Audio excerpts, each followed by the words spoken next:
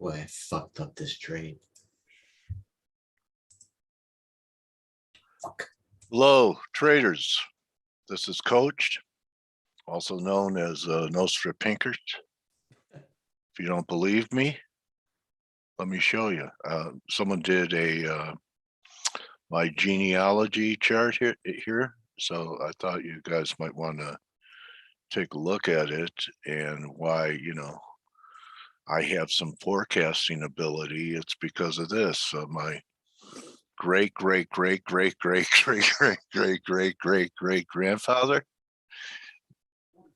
Nostra Pinkert, from Nostra the Pinkert. European. Mike? Nostra Pinkert?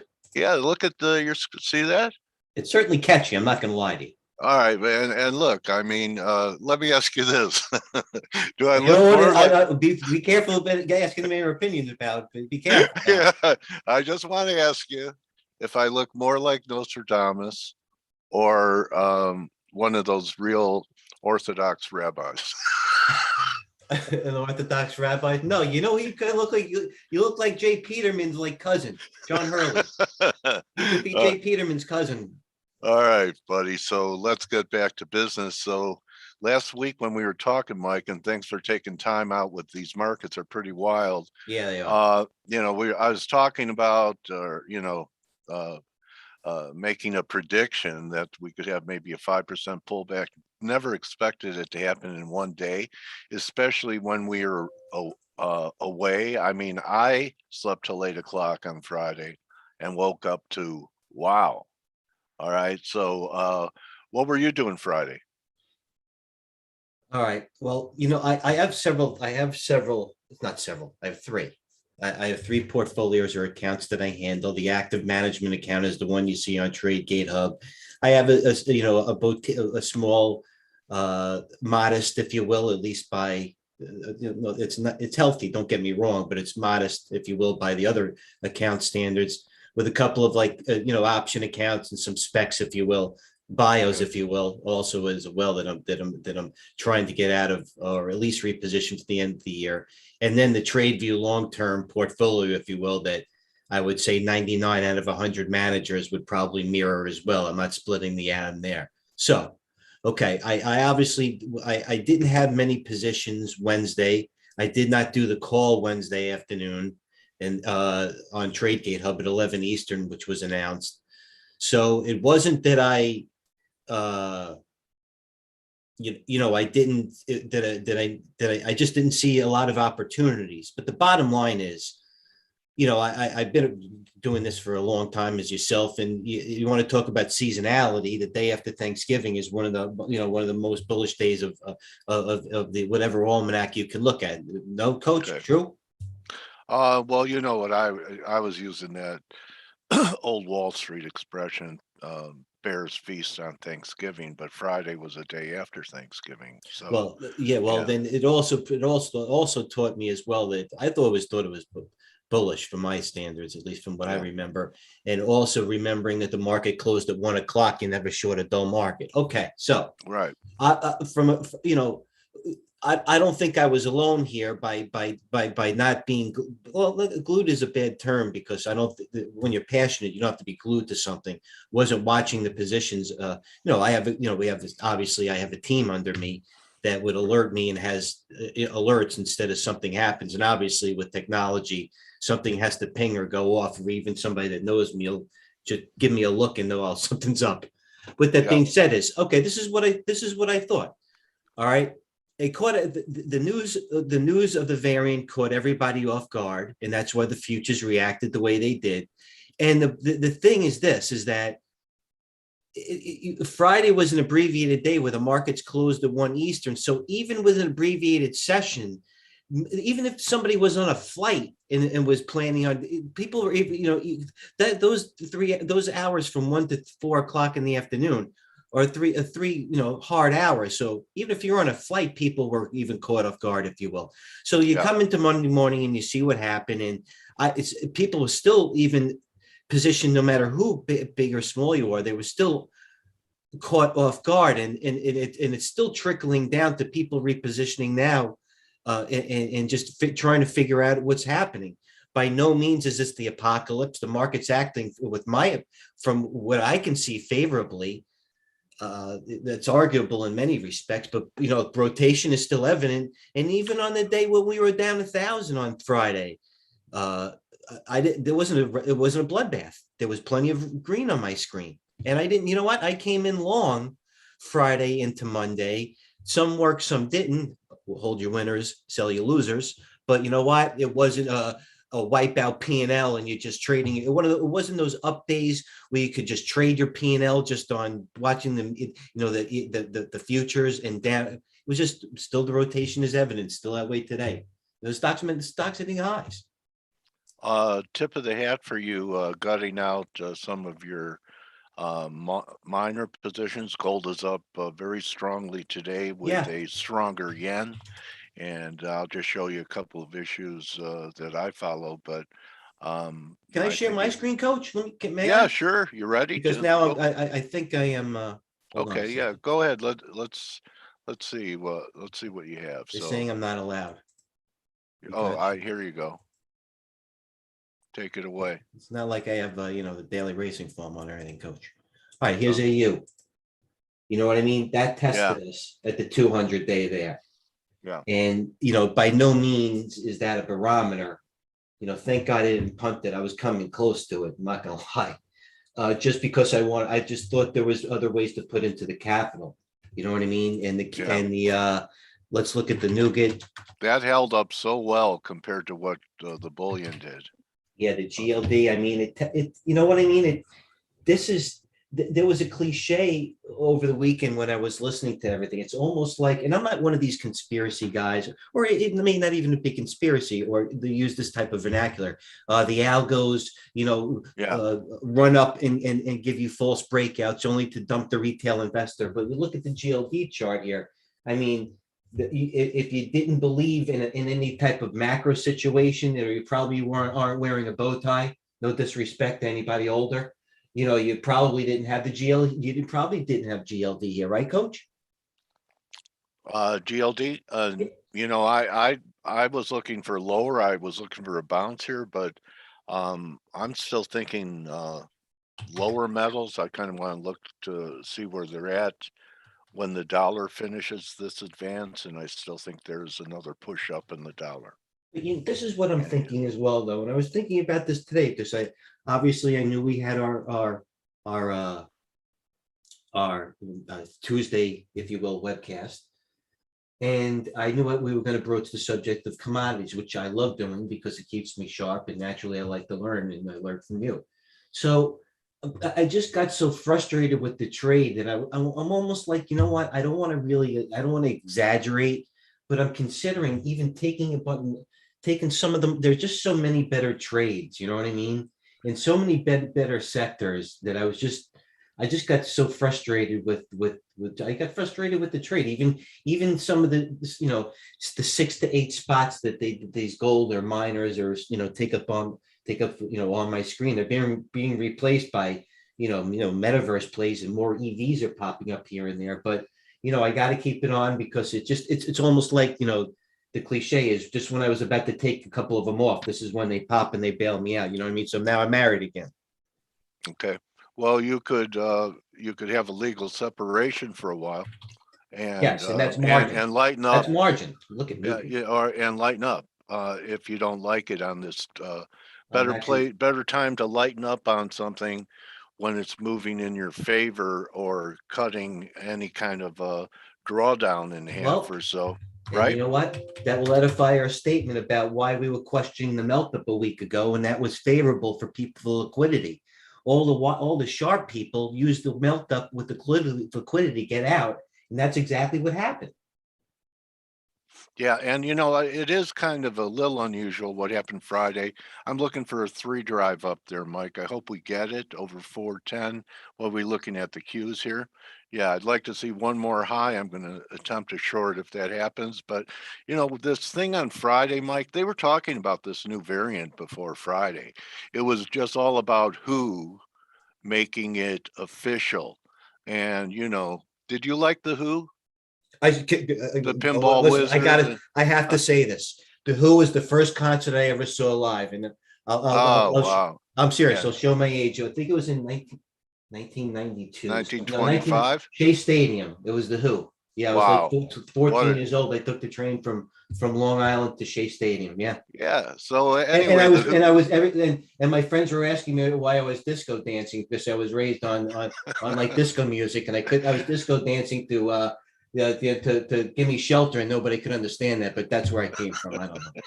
Anyway, I'm sure you were influenced by John Travolta and Saturday Night Fever, and he had some That polyester was the back first then. movie I ever saw in the movie theater, Saturday Night Fever. Now I'm showing my A lot of firsts. now it being ethnic. So Mike, yeah, so we've covered minors. What's I had a very aggravating experience Friday. So Sure, you got, I was working the short side of WTI for a few weeks. I did.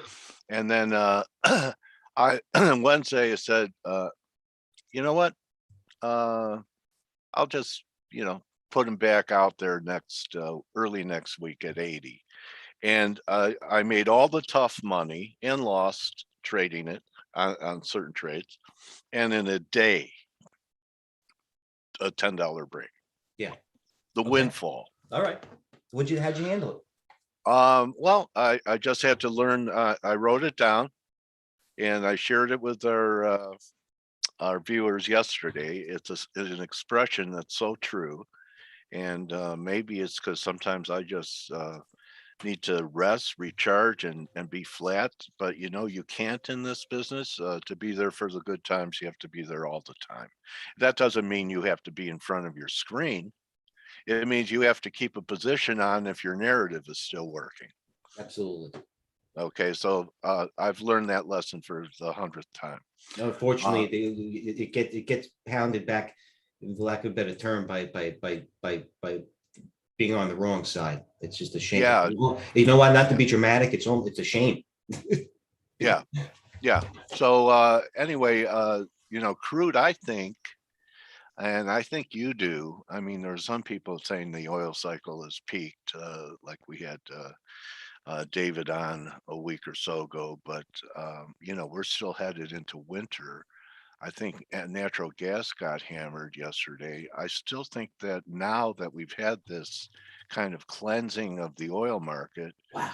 that there could be another leg to the upside. Are you seeing that in anything in energy or natural gas after the sell-off that you might want to Well, you know add to what? something?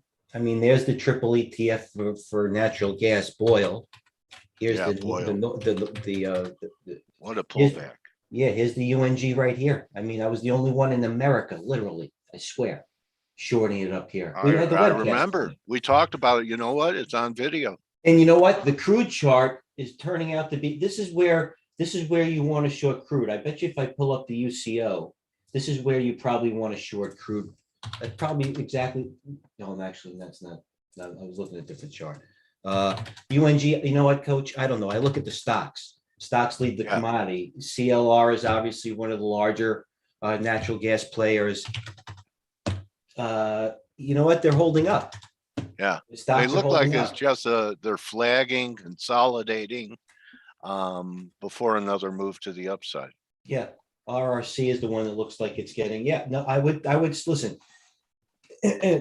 The way how to trade it actually is to buy the stock and then hedge with the commodity as it goes. But then that's something that you have to coddle and you have to cultivate, if you will, and then you're getting intense. So I would just always trade UNG. I like trading just because I like trading it because I like taking a long-term position in it on just complete extremes. That's what I like doing and not looking Okay. at it. I mean, putting it away for 2 years because it just has these type of cycles where if you look at it, you're going to go wild. But when it has these like double bottoms and makes these huge runs, it always pulls back. So it's UNG. I like, it's one of those. It's probably the sexiest commodity out there to me, though. That you can probably make and lose the most in. Yeah, they call it the widowmaker. Yeah. So Yeah. yeah. So usually just being aggravated by whoever your spouse is could make you a widow or a widower. But throw in a little natural gas trading, I wanted to ask you, that I recall from a week or so ago, you liked the retailers, and I guess there were some earnings last week that they took them apart. Some of the retailers that, some of them did great, like Costco, I believe, did well, but weren't there a few duds out there from earnings Yeah, there last week? wasn't, there was a dud. The duds was, the dud Yeah. was Nordstrom. Oh, yeah, that was it. And that was the, Okay. we're talking about a lot of, we're really getting personal here. I can't tell, I bought the majority of, percentage wise, the majority of my shoes in my life collectively at Nordstrom's more than any other store too. And now I don't Huh. even buy my shoes there anymore. Obviously, you can see what's happening. Yeah. But Huge gap. you know what? This is the best. This is considered the thinnest best of breed is Dillard's department stores, and that one, went from 200. It doubled in 2 months. Yeah. Obviously, it's thin, but the wise guys consider that the best of breed or the thinner one. It's almost like the booking or the what was the old symbol? It's a low floater of big The low retail. floater. It's almost like the booking or the price line. Okay. So then you go back to Macy's, which actually hung in there as long as it could. And I was buying it. I took a That's stab where I at it. buy my, that's where I used to buy my shoes. Was Macy's? Yeah. That's not bad. Yeah. Yeah, that's all right. And a few suits. The Alfania label, Yeah, right? that's it. Yeah. Yeah. Those velour type shirts. Absolutely. They They're in look demand good in right the now, by the clubs. way. Huh? Yeah, they're in demand right now. Oh, okay. Yeah. I, No, I I, know the Alfani brand. I Yeah, have I some do. used ones. Yeah. So retailers, you Nordstrom know, killed it. So yeah, you know yeah. that the trade's over. Okay. Macy's, if you want it, So one Kohl's, stock, a record drop by one stock that, was best of breed can kill a whole sector. yeah, and Best of Paint it. Buy, yeah, Best of Buy kind of killed the. Look at this thing. Yeah. Best Buy killed Yeah. killed the electronics retail sector, if you will. So it was then I'll look at something like a Yeti that was, a reopening place still hanging in there. Then I look at the Crocs, which is, by the way, one of the top three out there. I don't know where that chart. See, that's holding up. And then we'll go to a Yeah. Lulu, which is an animal. I haven't looked at this in a week. Yeah. So Still looks good. yeah, One so more drive. it's obvious where they're going. The big Yeah. box retailers, Urban Outfitters, they're not going to. They're going with more stocks with an online presence, and that's evident because Macy's is hardline, Nordstrom's is hardline, and so is Kohl's. So yeah, that's simple. That's obvious. Etsy, let's see what Etsy's doing. Etsy's hanging in there, so it's they're still hanging on to online. There's Amazon, Etsy. Okay. Yeah. Update on your EV positions. They still smoking, or were they affected by Friday's No, they're sell-off? beautiful. We have Long Island, New York hanging there beautifully. Look at LI. Nice. Had you not traded, we're gonna, when we get off the webcast, we're gonna add the Long Island. Then Okay. let's look at, what else are we long? Oh, Lucid. Duh. Lucid, how do you not like this? The ultimate compliment, wouldn't short it. Even with the market pullback and the relative strength lower than it's been in a week. Stock's nothing. poised to go higher. I wouldn't short it. Even Tesla held up Friday, didn't it? Yeah, it did. You know what? And Elon's almost, look at that. Oh my God. And he's almost, and he's so absorbed it all. Absorbed It's all the amazing. selling. What else And do I now, like? when in your career do you know a CEO that went on, maybe sent a letter to shareholders and said, "Hey guys, what do you think? Should I unload I know couple who it $1 was. billion I know worth of who. stock?" Chainsaw Al Dunlap. Okay, Remember he him? would let people know, Yes, he would. because most of these guys didn't want to do it in the cover of night until their whatever that report is that they have to file with the SEC. Oh, then I used to wait for the JAG notes to come out Monday morning and see who was sold. You remember those? Yeah, I do. So what I was talking, okay, look, another one, XPEV. Look at my EV stocks. How we how if you're looking to NASDAQ do this the past week, Yeah, NASDAQ, and it had that precipitous dip obviously on Friday, and you right. come in and you look at XPEV right here, didn't barely flinch. You look at Long Island, LI Automotive, Bravo. Let's add to it. What is the other one that we got? Let me look at my. I'm trying not to look at my quotes to get distracted. Let's All look right. at NIO. NIO, not that good anymore. Let's look at Blink. I like Blink. I saw this up big today. no, reversed. And LAC, the battery makers. There's a battery maker right here, the biggest battery, second biggest battery maker, LAC. Sell. That's a You think three so? drive. Take something off. Yes. Really, Coach? Yeah. Francis. Look at show the 2000 RSI. It's not LAC, please. confirming this side. Market. Yeah. Yeah. All right. Just we're in. take a little off. All right. Okay. And Also, I wanted to ask you about your solar place. There they are. I too. knew that was coming. Prepared. Yeah. You know what? It's a cup. That's a buy and a pullback to me. Yeah. There's the tan is the solar ETF. Yeah. You know, as you can see, I should put up my. You know, I don't have my legend here. I should put up the legend. Hold on a second. John Legend. John Legend, but I should have it where it says. All right, there we go. See, we know what they're doing. We don't need it. Okay, so the 200-day is the bright green. The Yeah. 50-day is the blue. I use the 8 and the 21-day. Some people use the 10 and the 20-day. It varies between. That's going over 100. Yes. So, and here's the tan. So the all important bright green 200 moving day average is somewhere in the 85s. It's still even holding the 50-day. So let's look at let's look at the best of breeds, if you will. Fizzler on, you can go either way. EMPH right there. That looks like Lulu. It's a buy. I wouldn't short it. SEDG look beautiful. Held the gap right there. It's an ad. Goes above the moving average. It's a buy on the flag. So they're acting good. Let's look at runs. Runs not that well. Runs a different animal. And one more. Let's look at even one of the sexy ones. BE. That one ripped recently. BE you might want to consider on a pullback right here. It pulled back a little bit too much for me, but that popped from 22 to 37 and coming down on a relatively small volume. Somebody wanted in, and that was on good news.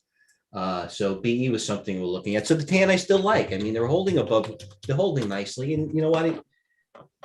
Not that as we say with the cliche, I'll leave it to the professionals, but I